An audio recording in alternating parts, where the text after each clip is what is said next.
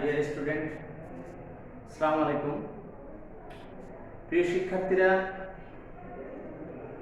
আশা করি তোমরা সবাই ভালো আছো আল্লাহর অশেষ কৃপায়।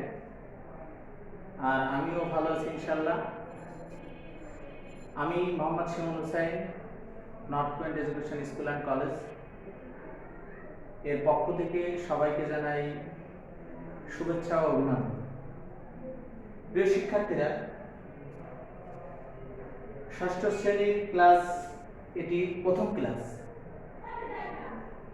ষষ্ঠ শ্রেণীর সকল শিক্ষার্থী, আশা করি তোমরা নিজ নিজ পড়ার পক্ষে অবশ্যই বই, খাতা, কলম নিয়ে বসে আছো। তো আমি শুরুতেই আজকে আমাদের টপিক নিয়ে দুটি কথা বলতে চাই। দেখো, আজকে আমরা আলোচনা করব ইংরেজি ফার্স্ট পেপার। ইংরেজি ফার্স্ট পেপারের model question 23, model question 23, lesson 21B, lesson 21।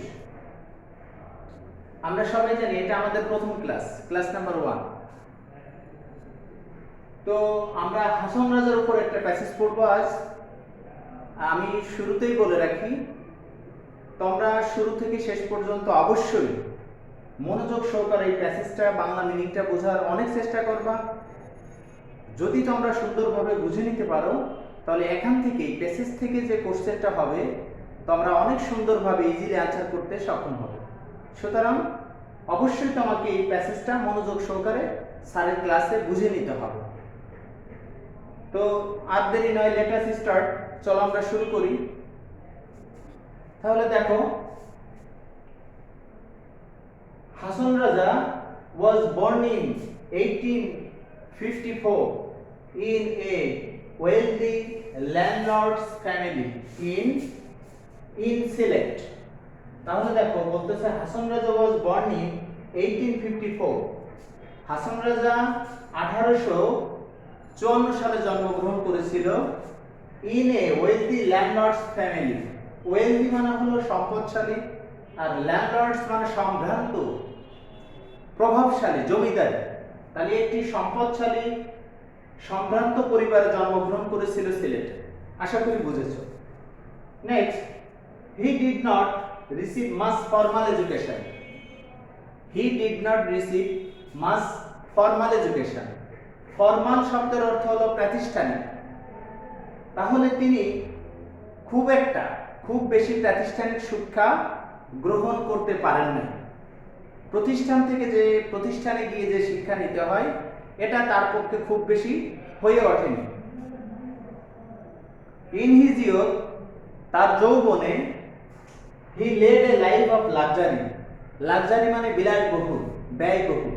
তিনি অনেক বিলাসবহুল জীবনযাপন করতেন। হি হ্যাড এভরিথিং, তার সব কিছু ছিল।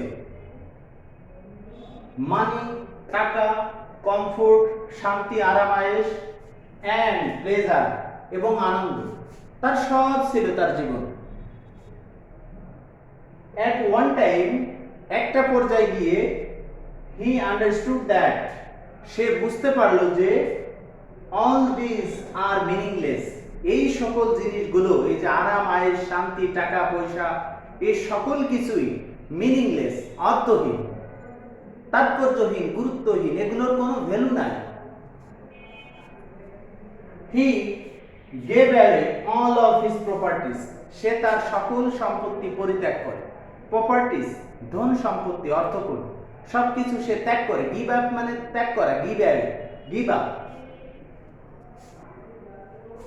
হি স্টার্টেড টু থিঙ্ক ডিপলি, সে গভীরভাবে চিন্তা শুরু করলো যে অ্যাবাউট দ্য ক্রিয়েটর, সৃষ্টিকর্তা সম্পর্কে, অ্যাবাউট লাইফ, জীবন সম্পর্কে, ডেথ, মৃত্যু সম্পর্কে, অ্যান্ড ম্যানকাইন্ড, এবং মানবতা সম্পর্কে। তাহলে কি হলো? তিনি গভীরভাবে চিন্তা শুরু করলেন সৃষ্টিকর্তা সম্পর্কে, অ্যাবাউট দ্য লাইফ, জীবন সম্পর্কে, ডেথ, মৃত্যু সম্পর্কে, অ্যান্ড ম্যানকাইন্ড, এবং মানবতা সম্পর্কে। এগুলো নিয়ে তিনি গভীরভাবে চিন্তা শুরু করলেন। হি রোট এ লট অফ সংস, তিনি অসংখ্য গান লিখেছিলেন। এ লট অফ মানে প্রচুর, অনেক, অগণিত। পারহ্যাপস সম্ভবত অ্যাবাউট 1000 ইন নাম্বার, প্রায় হাজার খানেক তিনি গান লিখেছিলেন। হিজ বুক কল্ড হাসনুদ্দাস, তার যে বই, সেই লেখা বইটির নাম ছিল হাসনুদ্দাস, ওয়াজ পাবলিশড ইন 1906, যেটা 1906 সালে প্রকাশ করা হয়েছিল। The book had 206 songs in it, আর এই বইয়ে 206টি গান ছিল। ইন হিজ songs, তার গানগুলোতে হাসান কল্ড হিমসেলফ, হাসান নিজেকে পরিচয় করিয়েছেন, নিজেকে বলেছেন ক্রেজি হাসান রাজা। তিনি নিজেকে ক্রেজি হাসান রাজা বলেছেন। ক্রেজি মানে উন্মাদ, পাগল, পাগল হাসান রাজা, আর পাগলা হাসান রাজা অথবা পাগলা হাসান রাজা বলে নিজেকে তিনি বলেছেন তার এই গানগুলো। এটা কিন্তু কোশ্চেন হতে পারে যে তিনি নিজেকে কি বলে গানগুলোতে পরিচয় দিয়েছেন। এজন্য এই লাইনগুলো ভেরি ভেরি ইম্পর্টেন্ট, খুব সুন্দর করে বুঝে নিতে হবে। এ ভলিউম কল্ড হাসান রাজা সমগ্র, একটা ভলিউম হাসান রাজা সমগ্র ওয়াজ অলসো পাবলিশড, এটাও প্রকাশ করা হয়। The book contained 500 poems and songs, আর এই ভলিউম, এই বইয়ের মাঝে প্রায় 500 অধিক গান এবং কবিতা ছিল। Some of the songs were written by the poet in Hindi, আর কিছু কিছু গান কবি নিজেই লিখেছেন হিন্দিতে। তাহলে অবশ্যই বোঝা যায় he was very meritorious, সে খুবই মেধাবী ছিল, নইলে সে গান হিন্দিতে লিখতে পারে না। আচ্ছা দেখো, হাসান রাজার songs were always popular in Sylhet, Hasan রাজার গান সবসময় সিলেটে জনপ্রিয় ছিল, popular, famous. But very soon, কিন্তু খুব দ্রুতই, they speak all over Bangladesh and beyond, কিন্তু খুব দ্রুতই সেই গানগুলো সারা বাংলাদেশে এমনকি বাংলাদেশের আশেপাশেও ছড়িয়ে পড়ে। ইন ইন্ডিয়াস ওয়েস্ট বেঙ্গল, ভারতের পশ্চিম বাংলায় মানে কলকাতা, ভারতের পশ্চিম বাংলায় সাম এমিনেন্ট ফক সিঙ্গার, এমিনেন্ট মানে নাম করা, বিখ্যাত, কিছু বিখ্যাত সঙ্গীত শিল্পী মেড হাসানস সং পপুলার, হাসানের এই গানগুলোকে অনেক বেশি জনপ্রিয় করে তুলেছিল। When you grow older, যখন তুমি বড় হবে, you will learn more about this great mystic poet, তখন তুমি এই রহস্যময়ী কবির সম্পর্কে, এই মরমী কবির সম্পর্কে অনেক বেশি জানতে পারবে। মিস্টিক মানে রহস্যময়, যার ক্যারেক্টারটা বোঝা কঠিন, যেখানে রহস্য লুকিয়ে থাকে, মিস্টিক পোয়েট, মরমী কবি বা রহস্যময়ী কবি। থ্রু রিডিং, পড়ার মধ্য দিয়ে জানতে পারবে, অ্যান্ড লিসেনিং টু হিজ সংস, এবং তার গানগুলো শোনার মধ্য দিয়ে তুমি এগুলো তার সম্পর্কে অনেক বেশি জানতে পারবে। তো এই হলো টোটাল আমাদের প্যাসেজ। আশা করি তোমরা প্যাসেজটা অনেক সুন্দর বুঝেছো। এরপরও যদি কারো বুঝতে কষ্ট হয়, সমস্যা হয়, তাহলে কমেন্টে গিয়ে তুমি প্রশ্ন করতে পারো। Otherwise you can call me, তুমি আমাকে ওভার টেলিফোন, মোবাইল ফোনে কল দিতে পারো। অবশ্যই আমি তোমার সমস্যাটা বুঝিয়ে দেওয়ার সর্বোচ্চ চেষ্টা করব। তাহলে এই হলো প্যাসেজ। এই প্যাসেজের আলোকে তোমাকে কোশ্চেন থাকবে 1 নাম্বার আইটেম, একটা কোশ্চেন থাকবে এমসিকিউ, মাল্টিপল চয়েস কোশ্চেন।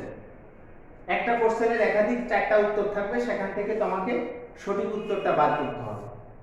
আর এটা করার জন্য তোমাকে সর্বপ্রথম হলো প্যাসেজটা অনেক সুন্দর বুঝতে হবে, এবং প্যাসেজের যত আননোন ওয়ার্ড, এই আননোন ওয়ার্ডগুলো তোমাকে দখল করতে হবে।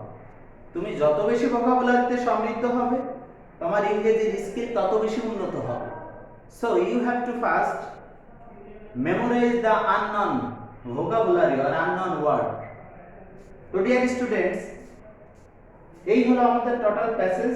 এখন আমি তোমাদের এই প্যাসেজ থেকে আননোন যে ওয়ার্ডগুলো আছে সেই ওয়ার্ডগুলো এবং ওই ওয়ার্ডের সিনোনিম, সমার্থক শব্দ নিয়ে আমি আলোচনা করব। আশা করি প্যাসেজটা তোমরা বুঝেছো।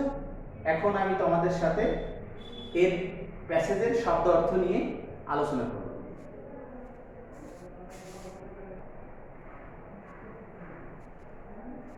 হ্যাঁ dear student, come to the point. দেখো, তাহলে আমরা এখন আলোচনা করব হলো ওয়ার্ড মিনিং, শব্দ অর্থ নিয়ে উইথ সিনোনিমস। সমার্থক শব্দ সহ। সমার্থক শব্দ মানে একই জাতীয় শব্দ, কাছাকাছি যেটা অর্থ বহন করে সেটাকে আমরা সমার্থক শব্দ বলি। তাহলে দেখো, আমরা এই প্যাসেজের আলোকে এই শব্দগুলো পেয়ে থাকতে পারি। যেমন দেখো, লাক্সারি আমাদের প্যাসেজে রয়েছে গল্পের আলোকে, pleasure, perhaps, comfort, volume, publish, contain, crazy, buoyant, eminent, mystic, property, meaningless, popular, formal, এই শব্দগুলো আমাদের প্যাসেজে রয়েছে। তাহলে এই শব্দগুলোর অর্থ যদি আমরা জানি, তাহলে প্যাসেজটাও সুন্দরভাবে পারবো। আবার 1 নম্বর আইটেমে যে কোশ্চেনটা থাকে, সেই কোশ্চেনটাও আমরা অতি সহজে এবং সাবলীলভাবে উত্তর করতে সক্ষম হব। তো যাই হোক, let us discuss about the word meaning with synonym. তাহলে দেখো, লাক্সারি, প্রথম শব্দটা হলো লাক্সারি। লাক্সারি শব্দটা আমরা কেউ কেউ পরিচিত হতে পারে, এই শব্দের সাথে পরিচয় থাকতে পারে। তা দেখো, লাক্সারি শব্দের অর্থ হলো বিলাসিতা। বিলাসিতা, আরাম, ব্যয়বহুল, এরকম কিছু বোঝায়। অনেক বিলাসিতা মানে যে একটা কলম 5 টাকাতেও কিনা যায়, আর একটা কলম 50 টাকাতেও কিনা যায়। তা তুমি 5 টাকাতে না কিনে যখন 50 টাকাতে একটা জিনিস কিনতে চাও, কলমটা 5 টাকার জিনিস তুমি 50 টাকাতে অনেক দামি বিলাসিতা, মানে অনেক ভালো কিছু কিনতে চাচ্ছ, এটাকে আমরা বিলাসিতা বলতে পারি। তাহলে লাক্সারি মানে বিলাসিতা, আরাম, আয়েশ। হ্যাঁ, তাহলে এটার সমর্থক হতে পারে কমফোর্ট। কমফোর্ট মানে আরাম, বিলাসিতা, এরকম। সো নেক্সট দেখো, প্লেজার। আমরা জানি প্লেজার মানে আনন্দ। প্লেজার শব্দের অর্থ আনন্দ। তাহলে এখানে আমরা ইজিলি দিতে পারি ডিলাইট মানে আনন্দ, জয় মানে আনন্দ। তাহলে সিনোনিম এখানে ডিলাইট বা জয়। এরপর দেখো, পারহ্যাপস। পারহ্যাপস শব্দের অর্থ আমরা জানি সম্ভবত। তাহলে সম্ভবত এর সিনোনিম হতে পারে প্রবাবলি, সম্ভবত, লাইকলি, সম্ভবত। আচ্ছা, এরপর দেখো, কমফোর্ট। কমফোর্ট মানে আমরা জানি, কমফোর্ট মানে শান্তি বা আরাম, আয়েশ, এগুলো। তাহলে কমফোর্টের সিনোনিম হতে পারে পিস। পিস মানে আয়েশ, আরাম, শান্তি, এগুলো। এরপর দেখো, আমরা প্যাসেজে পড়ছিলাম ভলিউম। অনেকেই হয়তো ভলিউম শব্দটা বুঝো না, যে স্যার ভলিউমটা কি, what is volume, what is the meaning of the word volume. তাহলে দেখো, একটু আলোচনা করি। ভলিউম শব্দের অর্থ হলো পুস্তক বা খণ্ড। একটা বড় মোটা বইকে আমরা একটা ভলিউম বলতে পারি, এটা একটা ভলিউম। এর ভিতর অনেক কবিতা থাকতে পারে, অনেক গান থাকতে পারে, অনেক ছোট গল্প থাকতে পারে, এটাই হলো ভলিউম। তাই ভলিউম শব্দের অর্থ পুস্তক মানে বই, অথবা একটা খণ্ড, বইয়ের একটা খণ্ড। এটাকে তাহলে আমরা সিনোনিম বলতে পারি কি, বলতে পারি বুক, অথবা পিস। পিস মানে খণ্ড বা টুকরা। আবার বুক মানে আমরা জানি বই বা পুস্তক। এরপর দেখো, পাবলিশ। পাবলিশ শব্দটা মনে আমরা সবাই জানি। পাবলিশ শব্দের অর্থ হলো প্রকাশ করা, কোনো কিছু প্রকাশ হওয়া। তাহলে প্রকাশ হওয়ার ইংরেজিতে তো আমাদের অবশ্যই জানার কথা। এক্সপ্রেস মানে প্রকাশ করা, কোনো কিছু প্রকাশ হওয়া। রিভিল মানে প্রকাশ হওয়া, অনেক শব্দ আছে এরকম। তাহলে দেখো, এরপর আছে কন্টেইন। কন্টেইন মানে কোনো কিছুতে থাকা বা ধারণ করা। বুঝে আসছে আমার কথা? কন্টেইন শব্দের অর্থ কোনো কিছুতে, কোনো কিছু থাকা বা ধারণ করা। তাহলে এর সমর্থক হতে পারে ক্যারি। ক্যারি মানে ধারণ করা বা থাকা, হোল্ড, এরকম। এরপর দেখো, ক্রেজি। ক্রেজি শব্দের অর্থ কি, আমরা ওখানে দেখছি যে Hason Raja called himself crazy Hason Raja. তিনি নিজেকে ক্রেজি হাসন রাজা আর পাগলা হাসন রাজা বলে নিজের গানে নিজেকে এভাবেই তুলে ধরছেন। তাহলে দেখো, the word crazy. Crazy means পাগল, উন্মাদ, কোনো কিছুতে মাত্রা অতিরিক্ত পাগলামি দেখানো। তাহলে এটাকেই ক্রেজি বলে, এটাকে আমরা বলতে পারি ম্যাড, সহজ ভাষায়। এরপর দেখো, বিয়োন্ড। বিয়োন্ড মানে বাইরে, আমাদের বাসার বাইরে, এলাকার বাইরে, মানে বাইরে। তাহলে আমরা বলতে পারি এটা আউটসাইড। আউটসাইড মানে বাইরে। এরপর দেখো, ভেরি ভেরি ইম্পর্টেন্ট একটা শব্দ, এমিনেন্ট। এমিনেন্ট শব্দের অর্থ নাম করা, বিখ্যাত, অনেক জনপ্রিয়। তাহলে দেখো, এমিনেন্ট শব্দের অর্থ যদি বিখ্যাত, নামকরা হয়, জনপ্রিয় হয়, তাহলে আমরা এর সিনোনিমটা সহজেই বের করতে পারি।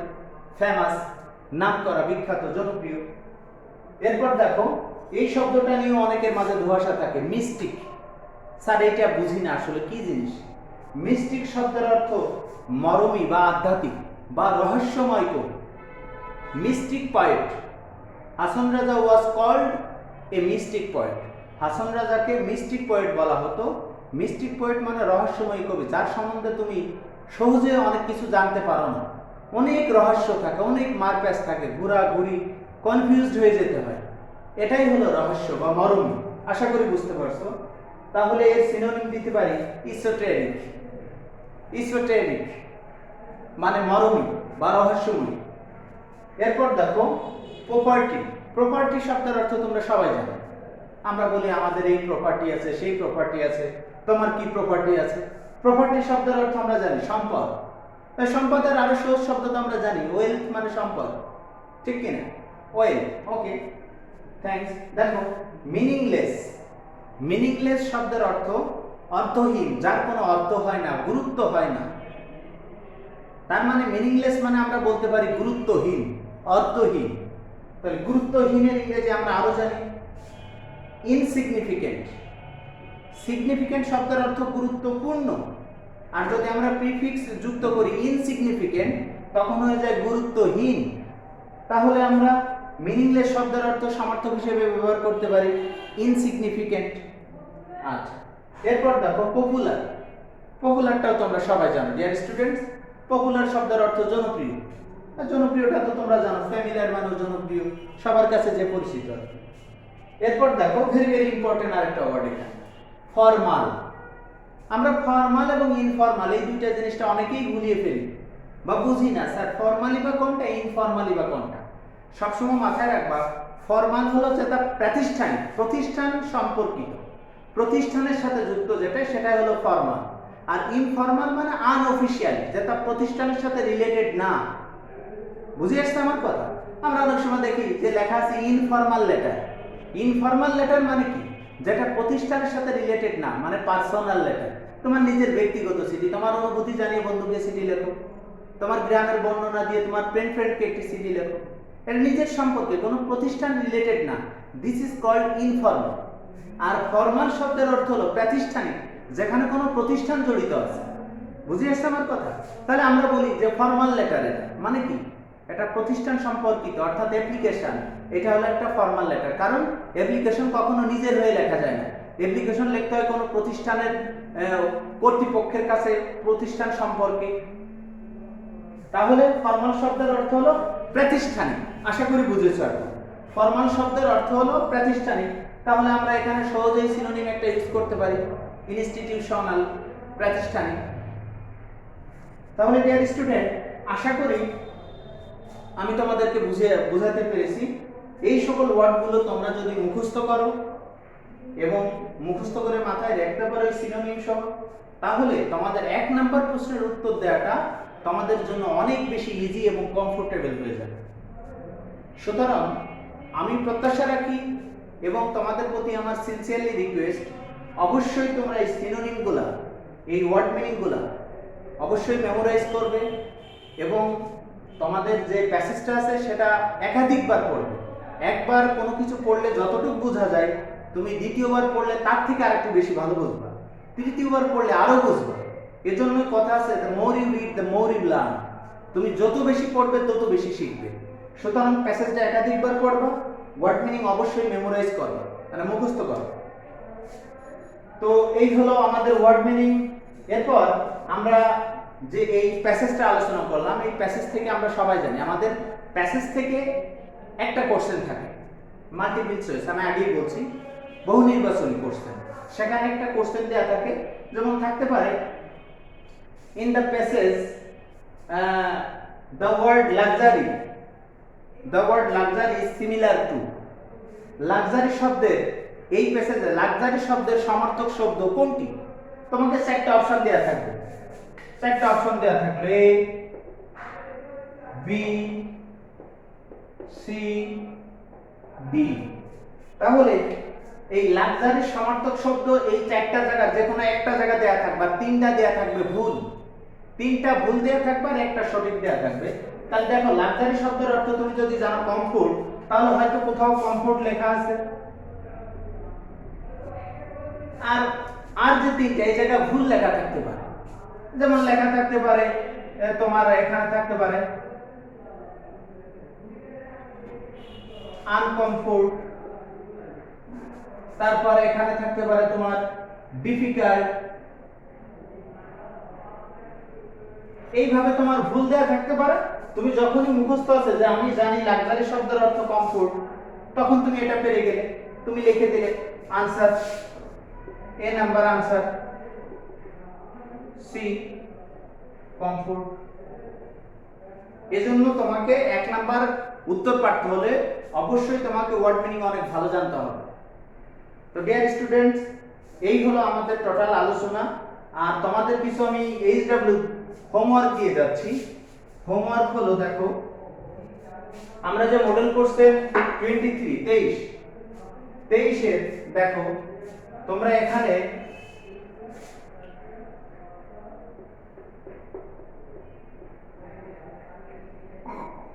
এক নং আর 2 নং এই দুইটা তোমরা শেখা। 1 আর 2 নং এই দুইটা বাসায় সুন্দর করে প্রিপারেশন নেবে, প্রস্তুত নেবে, আর প্রস্তুতি নেবে এই দুইটার উপর সুন্দর করে। আর তোমাদের যদি প্যাসেজ ওয়ার্ড মিনিং বা 1 নাম্বার 2 নাম্বারের যদি এই কোশ্চেনে যদি কোথাও কোনো সমস্যা ফিল করো, বুঝতে ডিফিকাল্ট বোধ করো, তাহলে অবশ্যই তোমরা কমেন্টে এখানে করতে পারো প্রশ্ন, অথবা আমার সাথে ফোনে কমিউনিকেট করে তোমরা তোমাদের প্রবলেম সলভ করে নিতে পারো। আশা রাখি তোমরা সুস্থতার সাথে সুন্দরভাবে ভালো থাকবে এবং এই টোটাল যেটা আমি আলোচনা করলাম এই টপিকের উপর তোমরা সম্পূর্ণ প্রস্তুতি নিবে। আমি নেক্সট ক্লাসে যখন আসবো অবশ্যই তোমাদের এই হোমওয়ার্ক সম্পর্কে কিন্তু আমি জিজ্ঞাসা করব, আলোচনা করব, এবং তোমাদের কোথাও কোনো সমস্যা থাকলে সেটা আমাকে অবশ্যই জানাবে, কেমন? তো thanks no more today dear students. ভালো থেকো, সুন্দর থেকো, আল্লাহ হাফেজ।